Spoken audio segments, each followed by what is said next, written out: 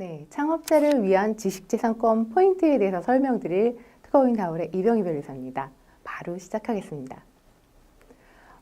이번 강의 주제에선 세 가지 컨텐츠에 대해서 말씀드릴 겁니다. 지식재산권 어떻게 확보할지, 그다음에 지식재산권이 있으면 이걸 어떻게 활용해야 할지, 그리고 스타트업한테 있어서 지식재산권 전략은 어떻게 가져가야 될지에 대해서 설명을 드리겠습니다. 첫 번째, 지식재산권 확보하기부터 설명드리겠습니다. 지식재산권이라고 하는 것은 우리 머리에 있는 여러 가지 지식 중에 재산적 가치가 있는 것들을 일컫습니다. 그 중에 산업재산권이라고 해서 특별히 법적으로 보호되고 있는 가장 중요한 네 가지 권리가 있습니다.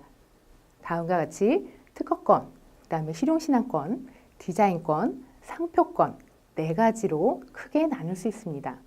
특허권과 실용신안권은 아주 비슷한 권리라고 볼 수 있습니다.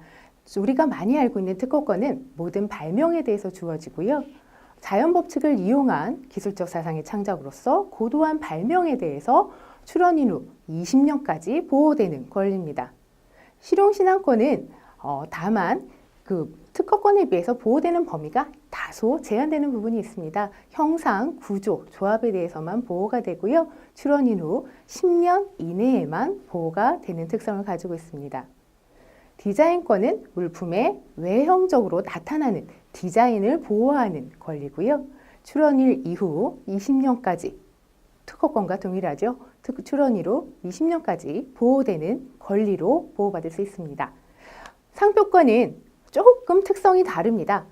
특허, 실용신안, 디자인권은 창작에 대해서 보호한다라고 하면 상표권은 선택에 대해서 보호를 하게 됩니다. 본인의 상품 서비스에 사용하는 표장을 보호하는 것으로서 등록일 이후에 10년까지 보호가 되지만 계속 갱신을 통해서 영구적으로 지속할 수 있는 권리라고 할 수 있겠습니다. 지식재산권은 특허만으로 이루어질 수도 없고요. 우리가 창업 그리고 사업을 하는 데 있어서 이루어지는 우리의 사업 그리고 제품을 보호하는 데 있어서 하나의 권리로만 모든 것을 보호할 수는 없습니다. 즉, 특허, 실용신안, 디자인, 상표 모든 지식재산권이 총체적으로 결합한 형태로 저희 제품들을 보호하고 있습니다. 예를 들어서 자동차라고 하면 보다 좀 어려운 엔진 제어 시스템이라던가 브레이크 시스템 이런 것들은 특허로서 보호가 가능할 거고요. 좀 간단한 구조, 백미러라든가 컵 홀더라든가 이런 것들은 실용신안으로 보호가 될 겁니다. 그리고 자동차 외관이라던가 그다음에 유리라던가 이런 모양들, 특정한 모양들은 디자인으로 보호가 될 거고요. 자동차의 이름, 그 다음에 자동차 회사의 상호라던가 이런 것들은 브랜드 네임, 상표로서 보호가 될 겁니다. 하나의 제품에 있어서 특허, 실용신안, 디자인, 상표가 굉장히 다각적으로 적용되는 모습을 현대사에서 많이 보실 수 있습니다. 아주 간단한 케이스인데요. 꼬꼬핀이라고 이제 벽에 뭔가 이렇게 무거운 물건을 다룰 때 못을 받기 굉장히 어려울 때 가느다란 실핀 여러 개를 이용해서 벽에 무거운 물건을 다룰 수 있는 못을 부착할 수 있는 구조를 가진 물건이 있습니다. 꼬꼬핀이라고 하는 이름으로 출시가 된 것이 있는데요. 외관 디자인의 특이성, 그 다음에 신미성을 이용해서 디자인권 등록이 됐고요. 그 구조에 대한 특성을 이용해서 특허권도 받았습니다. 그 밑에 있는 그림은 많이 보셨던 그림이죠. 저희 이제 많이 사용하는 이제 카톡 그림입니다. 요거에 관련해서는 메신저 서비스에 관련된 특허가 이미 출원돼서 등록이 되어 있고요. 거기에 저희가 사용하고 있는 아이콘 여러 가지 그런 그 도형들은 디자인권 그리고 상표권으로 다각적으로 권리화되어 있는 것들을 보실 수 있습니다. 지식재산권은 그러면 어떻게 받을 수 있을까요? 지식재산권은 발명하는 것만으로 주어지지 않습니다. 내가 창작하는 것만으로 주어지지 않죠. 어딘가에 저에게 권리를 주세요 라고 하는 신청서를 제출하셔야 됩니다. 그렇게 신청서를 제출하는 행위를 출원이라고 합니다. 모든 지식재산권은요, 출원이라는 행위로부터 시작합니다. 출원을 하게 되면 특허청에서 이게 과연 지식재산권이라고 하는 독점권을 특정 기간 동안 독점권을 줄 만한 기술인지 심사를 하게 됩니다. 심사 결과 이것은 좋은 기술이니 등록을 시켜줘야겠다라고 하면 등록으로 끝나고요. 만약에 이 기술은 기존에 있던 거랑 크게 다르지 않다라고 해서 거절을 하게 되는 경우에는 거절로 종료되게 됩니다. 그래서 쉽게 말해서 모든 지식재산권은 출원으로 시작해서 등록되거나 거절로 종료되는 것으로 보시면 되겠습니다. 조금 더 복잡하죠? 특허 출원 관련해서 실질적으로 앞에 말씀드렸던 출원, 심사, 거절, 등록, 큰 틀에선 달라진 게 없지요. 하지만 중간중간 여러 가지 과정들이 들어갑니다. 출원 이후에 바로 심사해 주는 것이 아니고요. 3년 이내에 심사 청구라는 걸 해야 심사를 해줍니다. 심사하고 나서 바로 등록 거절 결정이 나는 것이 아니고요. 심사 결과에 대해서 출원인에게 의견 제출 통지서를 보내고 그에 대한 회신을 받습니다. 의견서, 보정서를 받아서 재검토하는 과정을 반드시 거치게 되어 있습니다. 그리고 출원을 한 특허는요. 바로 심사 등록으로 가서 등록 결정이 나는 것이 아니고요. 1년 6개월이 지나면 반드시 자동으로 출원 내용이 공공에게 공개되어 있습니다. 이걸 출원 공개 제도라고 하는데요. 출원하고 심사 청구를 하지 않는다고 하더라도 1년 6개월이 되면 출원이 자동으로 공개되는 제도입니다. 심사 절차를 거치게 되면 가끔씩 이런 질문을 하시는 경우가 있어요. 특허 번호를 쓰라고 하는데 특허 출원을 했더니 아주 많은 번호들이 나왔습니다. 도대체 어떤 번호가 특허 번호인가요? 이렇게 물어보시는 분들이 계세요. 특허 출원하시면 여러 가지 번호가 나옵니다. 특허 출원 시에는 특허 출원 번호라고 하는 것이 나오고요. 1년 6개월 지나서 출원이 공개가 되게 되면 공개 번호라고 하는 것이 나옵니다. 심사를 거쳐서 특허 등록이 돼서 특허 등록료를 납부하게 되면 등록 번호라고 하는 것이 나오게 되죠. 번호 양식을 보면 출원 번호, 공개 번호는 10- 연도 다음에 1년 번호가 나오게 되어 있고요. 특허 등록 번호는 10-7개 자리에 1년 번호로 나타나게 됩니다. 그래서 어떤 번호를 써야 할지를 명확하게 확인하신 다음에 특허에 대한 번호를 쓰시는 게 맞고요.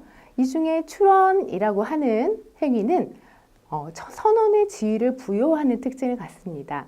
이 특허가 기존에 있던 거랑 같은가 다른가 판단하는 기준 시점이 되기 때문에 굉장히 중요한 시점의 의미를 갖고요. 출원 공개라고 하는 건 발명의 내용이 공개가 되기 때문에 이후에 출원하는 발명들에 대해서 다시 내 거랑 똑같은 거는 출원하지 마라 라고 하는 공지기술로서의 의미를 가질 수 있습니다. 특허 등록은 권리가 부여됐다라는 뜻이지요. 특허 등록에 나와 있는 권리 범위로 나의 특허권의 범위가 확정되는 겁니다.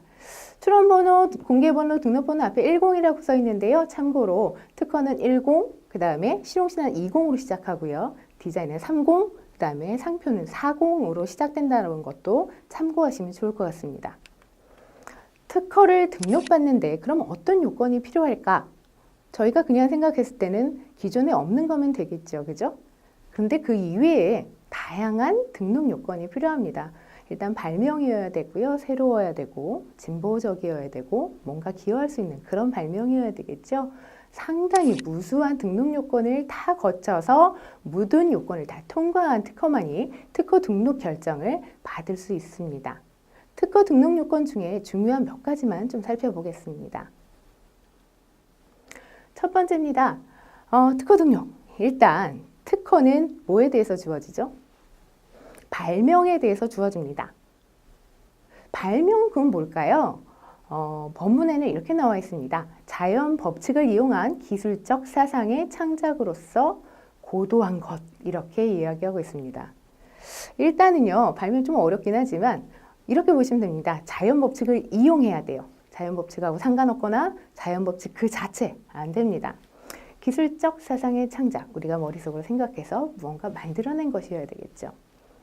약속 이런 거 안 됩니다. 가위바위보 약속 이런 거 안 되겠죠. 고도한 것, 기존의 기술보다 퇴보하거나 기존의 기술과 같은 건 안 되겠죠. 고도한 것. 이 세 가지 요건이 발명의 정의라고 할 수 있습니다.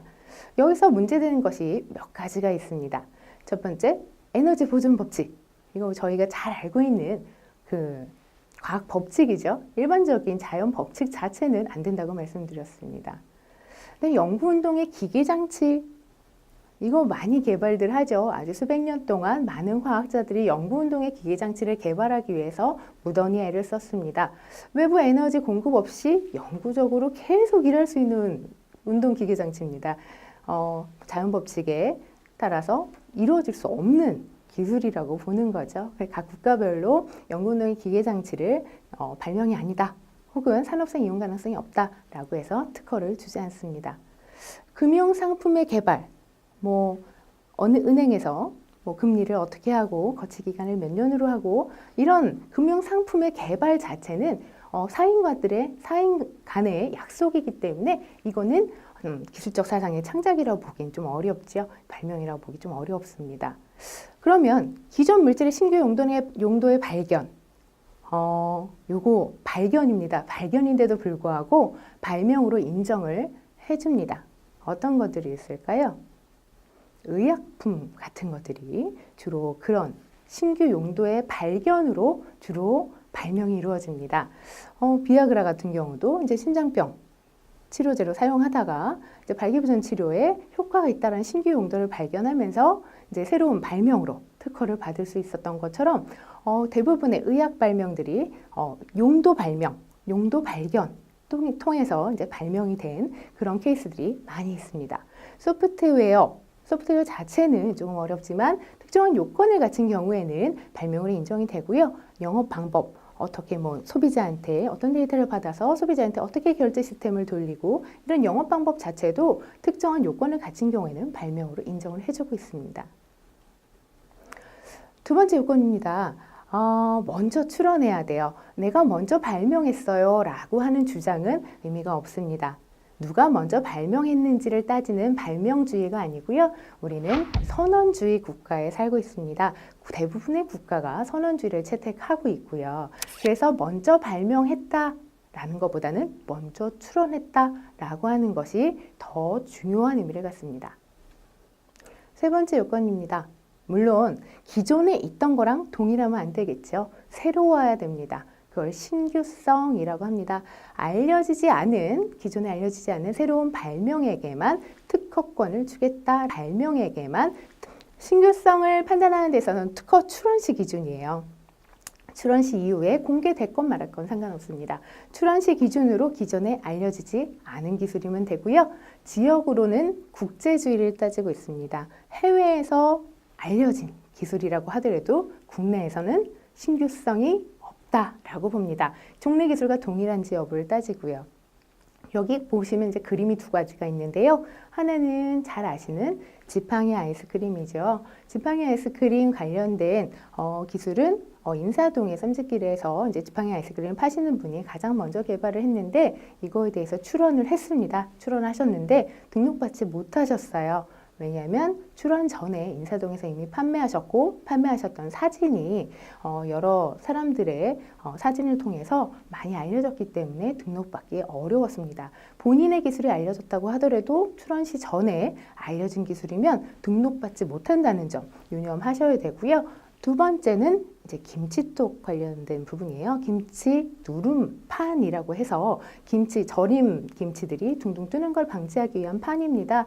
이것도 마찬가지로 특허 출원하기 전에 홈쇼핑에서 먼저 파셨어요. 그래서 홈쇼핑에서 파시면서 전 국민이 다 알 수 있는 기술이 되어버렸죠. 그 이후에 출원을 했기 때문에 신규성이 없다라는 이유로 등록받지 못했던 케이스입니다. 그러면 너무 좀 억울한 경우가 생길 수가 있어요. 내가 이거를 공개하려고 한 게 아니라 박람회 시간이 너무 촉박해서, 혹은 논문 제출 시간이 너무 촉박해서 어쩔 수 없이 여기에 이제 실을 수밖에 없었다라고 하는 사정이 있는 경우에는 그에 대한 이유를 밝히면서 1년 내에 출원하시면 그때 공지됐던 사실은 잠시 눈 감아주는 이런 제도가 있으니까요. 혹시 출원 전에 공지된 사실이 있으신 경우에는 이런 부분도 한번 참고해 보실 만 할 것 같습니다. 그다음에 이제 진보할 것. 진보라고 하는 거는 뭔가 한 발 더 나아갔어야 되죠. 기존 발명에 대해서 뭔가 좀 효과가 좋거나 아니면 뭔가 새로운 질감을 부여한다거나 뭔가 더 좋은 퀄리티를 제공할 수 있다거나 이런 것들을 그런 특허에 대해서만 권리를 주겠다라고 하는 등록 요건입니다. 진보성 판단 기준은 신규성하고 거의 동일합니다. 출원시 기준이고요. 해외에 공지된 거, 해외에 알려진 걸 가지고도 진보한지 여부를 참고로 판단할 수 있습니다.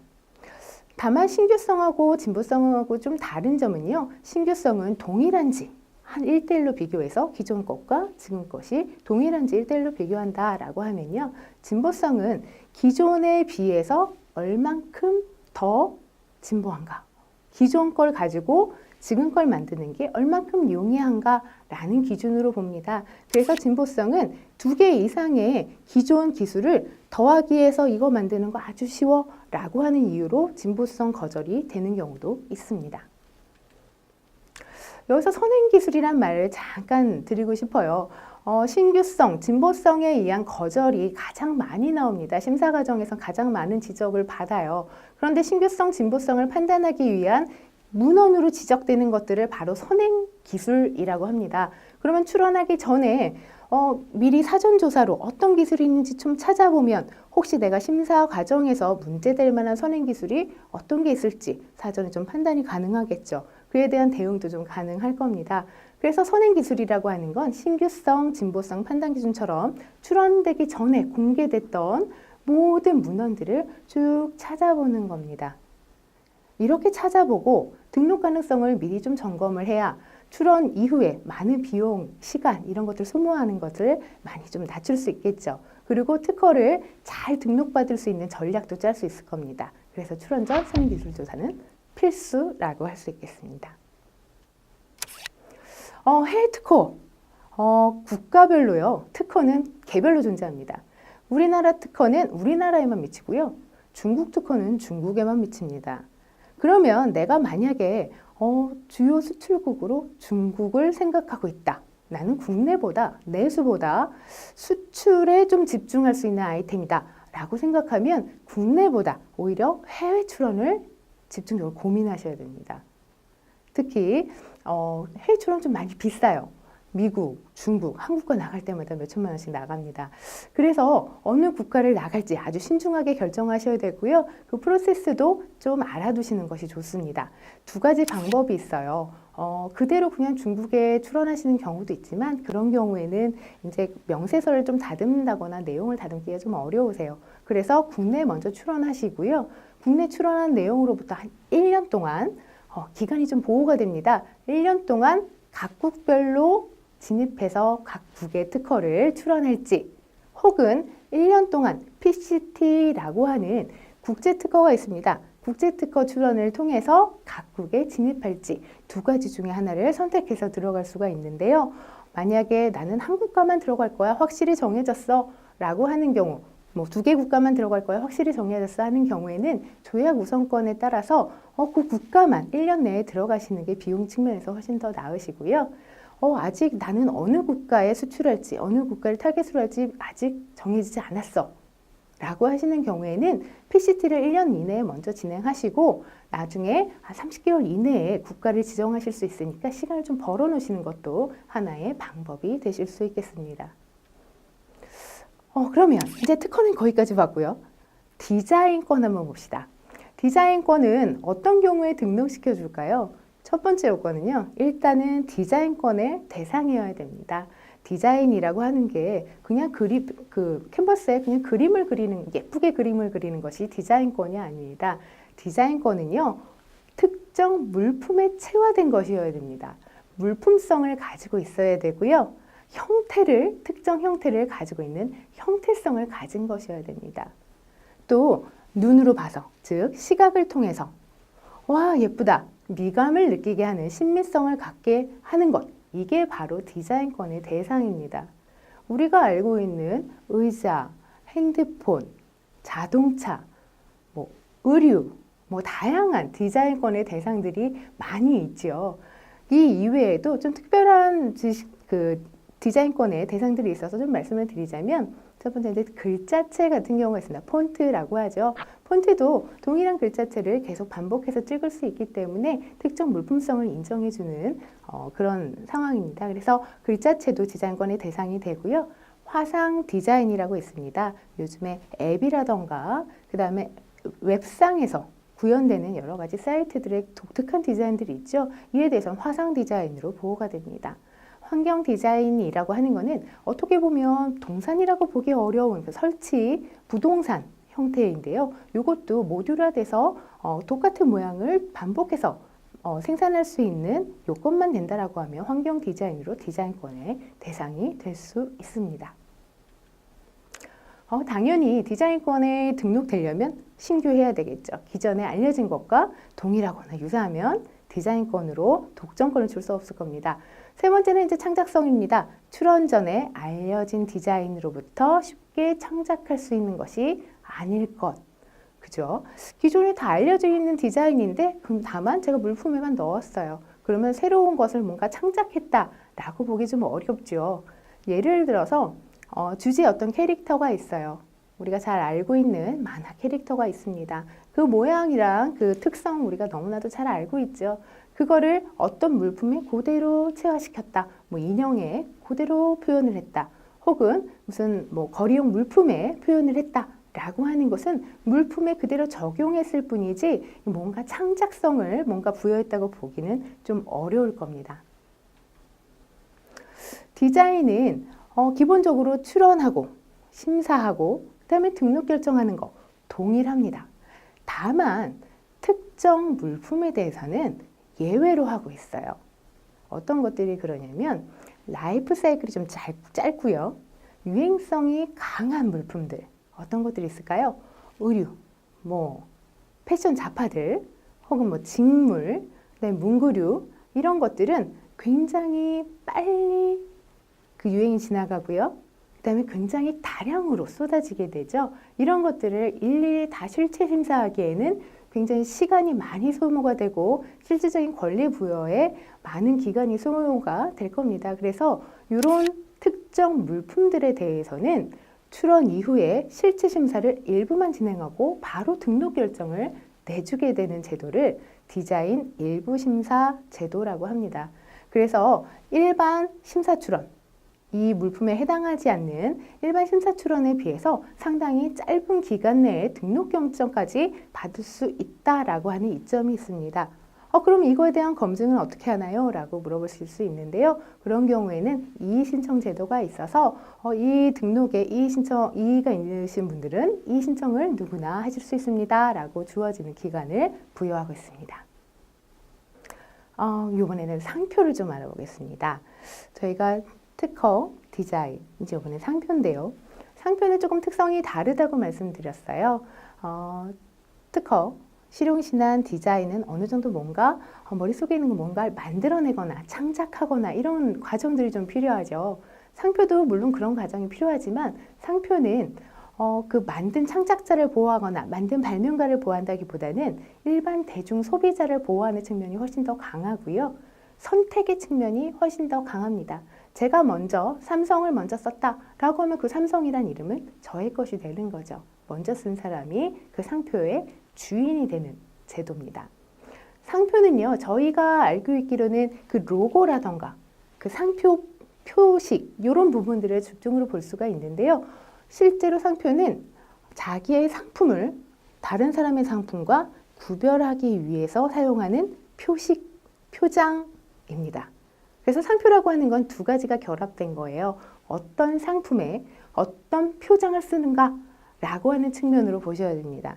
상품이라고 하는 거는 우리가 알고 있는 뭐 물품, 유체 물품 이런 것들일 수 있지만 이 이외에 서비스도 포함하는 개념입니다. 상품과 서비스를 모두 포함하는 개념이고요. 표장이라고 하는 것은 다른 상품하고 나의 상품을 구별하기 위해서 부착하는 어떤 표시를 얘기하는데요. 다양한 형태 다 가능하게 되어 있습니다. 기호, 문자, 도형, 소리, 냄새 다 가능합니다.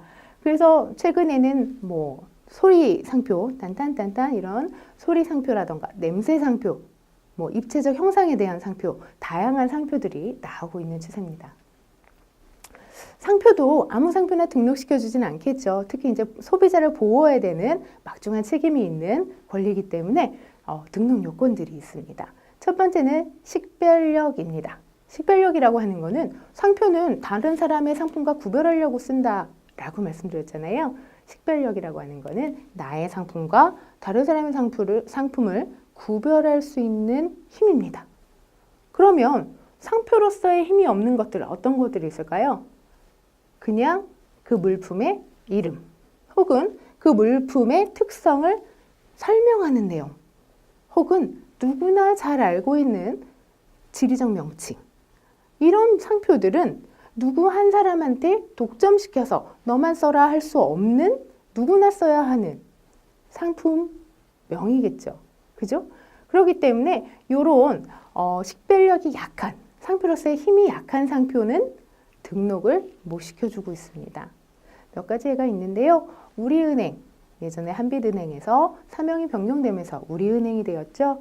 앞에 그 마크까지 넣어서 이제 상표 출원을 해서 등록이 받았는데요. 시중은행들이 다 같이 이제 무효 심판을 걸었던 사례가 있습니다. 여기서 이제 두 가지 이유로 상표 등록이 무효로 됐는데요. 첫 번째는 우리라고 하는 거, 은행이라고 하는 거, 다 일반적으로 쓰는 용어, 그 다음에 은행이라고 하는 보통 명칭이다 라고 해서 상표로서의 힘이 없다 라고 해서 식별력이 없는 이유. 또 한 가지는 우리은행이라고 하는 것은 다른 은행도 다 써야 되는 공공의 용어이기 때문에 공공의 목적상 적합하지 않다, 이런 이유로 등록받지 못했습니다. 지금 권리 없이 우리은행이 사용하고 있는 중이고요. 종로김밥, 종로는 지리적 명칭, 김밥은 보통 명칭이죠. 그래서 두 개 다 상표로서 힘이 없어요. 그래서 이것도 등록받지 못했고요. 이부자리, 앞에 마크가 있긴 하지만 마크가 그렇게 강하진 않죠. 이부자리라고 하는 건 우리가 흔히 말하는 이부자리랑 아주 동일하다, 비슷하다라고 해서 이것도 인정받지 못했습니다. 그래서 상표를 정할 때도 식별력이 있는지 없는지 한번 살펴보셔야 되겠죠. 네, 두 번째 요건입니다. 상표는 아까 어떻다고 그랬죠? 일반 소비자를 보호하는데 아주 큰 초점을 두고 있다라고 말씀드렸어요. 그래서 두 번째 요건은 타인의 상표와 혼동 가능성이 있는지를 봅니다. 다른 사람이 먼저 출원했거나 등록받은 상표들이 있어요. 혹은 누구나 알 수 있는 저명 상표들이 세상에 많이 있습니다. 이런 것들하고 혹시 유사해서 소비자가 혼동할 가능성이 있는지를 보게 됩니다. 어떤 경우가 그럴까요? 상표가 유사하면 그런 혼동 가능성이 생기겠죠. 상표가 유사한지 판단하는 기준은 크게 세 가지로 나뉠 수 있습니다. 겉에 시각적으로 외관이 유사한 외관 유사의 경우가 있고요. 두 번째는 청각적으로 들리는 게 유사한 칭호 유사가 있습니다. 세 번째는 지각적으로 생각을 했을 때 이건 비슷한 것 같아 라고 생각할 수 있는 관념 유사가 있습니다. 외관 유사라고 하는 거는 지금 예시에서 보다시피 카스, 캐시, 그냥 멀리서 보면 거의 비슷한 글자가 있죠. 외관 유사에 해당하고요. 칭호, 마그네트, 마가레트, 얼핏 들으면 많이 좀 비슷한 발음으로 들리게 되죠. 관념 유사는 서브웨이, 서브웨이는 지하철이라는 뜻을 생각하게 되죠. 지하철이라고 하는 단어와 굉장히 유사하게 판단될 수 있습니다. 이 세 가지가 모두 다 유사해야 되는 건 아니고요. 이 중에 어느 한 가지라도 유사하면 헷갈릴 가능성이 있기 때문에 상표는 유사하다라고 봅니다. 그러면 우리가 출원하기 전에 선행기술 조사해야 된다라고 말씀드렸어요. 특허 등록 받으려면 출원하시기 전에 선행기술 조사 꼭 하세요 라고 앞에 말씀드렸는데요. 요건 기술뿐만이 아닙니다. 상표도 출원하기 전에 출원 다 해놓고 기존에 있는 상표랑 비슷해요 라고 하는 지적으로 등록받지 못하게 되면 시간, 노력, 비용 굉장히 많이 아깝죠. 디자인도 마찬가지입니다. 출원하기 전에 한번 살펴봤으면 이거 안 했을 텐데, 아니면 조금 보완해서 냈을 텐데 라는 후회가 드실 수 있죠. 그래서 출원하시기 전에 선행 기술, 상표, 디자인 꼭 찾아보셔야 되는데요. 알려드릴 사이트가 있습니다. 특허청 산하기관에서 운영하는 특허정보넷 키프리스라고 하는 사이트입니다. www.kipris.or.kr 이렇게 들어가시면 이렇게 포털 사이트처럼 화면이 쫙 뜨게 됩니다.